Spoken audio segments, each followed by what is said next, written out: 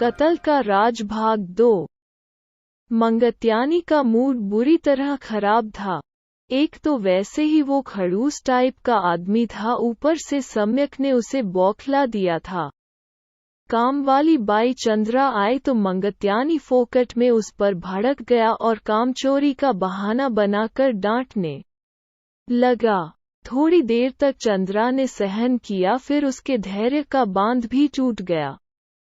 उसने हाथ का पोंछा फेंक दिया और काम छोड़ने का अल्टीमेटम देकर भुनभुनाती हुई प्रस्थान कर गई। थोड़ी देर बाद रमाशंकर चौधरी 2 लोगों के साथ ऑफिस में प्रविष्ट हुआ।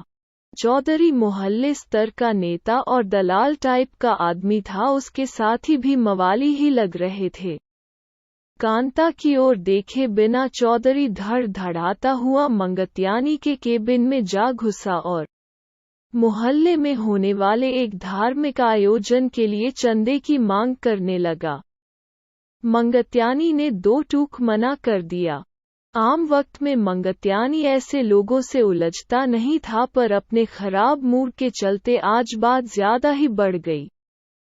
उसने चौधरी को उल्टा सुल्टा बहुत कुछ बोल दिया तो चौधरी तिलमिला कर 2 दिन में उसे देख लेने की धमकी देता हुआ चला गया। शाम को कांता को ऑफिस बंद कर देने की हिदायत देकर मंगत्यानी अपनी कार से घर को रवाना हो गया। कांता के पास भी ऑफिस की एक चाबी रहती थी। उसने टाइम पर ऑफिस बंद किया और घर चली गई। वो इस ऑफिस की पीर, बावर्ची, भिश्ती खर सब कुछ थी। अगले दिन कांता नियत समय पर ऑफिस आई और बाहर अपने रिसेप्शन पर बैठ कर फोन कॉल अटेंड करने लगी।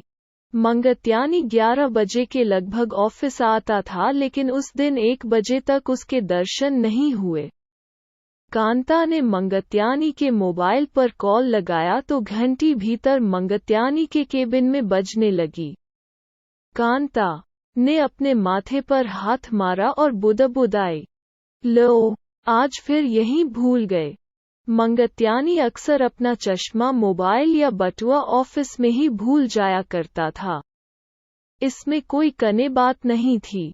मंगत्यानी के पास बाबा आदम के जमाने का मोबाइल था, जिस पर केवल फोन आने और जाने की ही सुविधा थी। वो फेसबुक, ट्विटर और व्हाट्सएप जैसी लानतों से कोसों दूर रहता था और इन चीजों को वक्त की बर्बादी मानता था।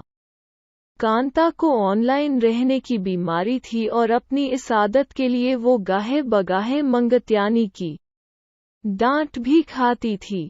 जब 3 बज गए और कांता के पास मंगत्यानी के लिए कई सूचनाओं का संग्रह हो गया तो उसे चिंता होने लगी।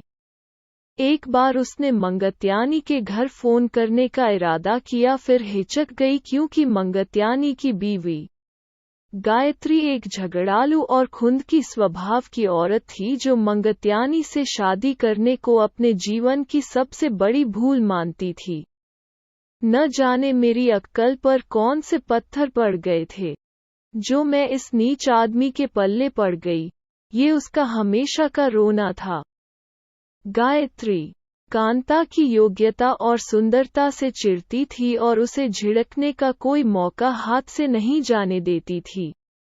कांता भरसक उससे बात करने से बचती थी। कांता अभी पशोपेश में ही थी कि लैंडलाइन फोन बज उठा। शैतान को याद करो और शैतान हाजिर। सामने गायत्री ही थी, जो बिना किसी दुआ सलाम के दांत पीसती सी बोली, अगर तुम दोनों सोकर उठ गए हो तो अपने आशिक को फोन दो। गायत्री हमेशा इसी भाषा में बोलती थी, जो वो पेट की खातिर सुनने को मजबूर थी। हकलाती सी बोली, मैडम, सर तो आज सुबह से आए ही नहीं। 11 न जाने कहाँ पीकर पड़ा है शराबी। रात को भी घर नहीं आया। खैर, जैसे ही आए मुझे फौरन फोन करवाना समझी। गायत्री दहाड़ती सी बोली और कांता का उत्तर सुने बिना ही फोन पटक दिया। आखिर मंगत्यानी कहाँ गायब हो गया? कांता ने फिर क्या किया? जानने के लिए पढ़िए कल भाग 3।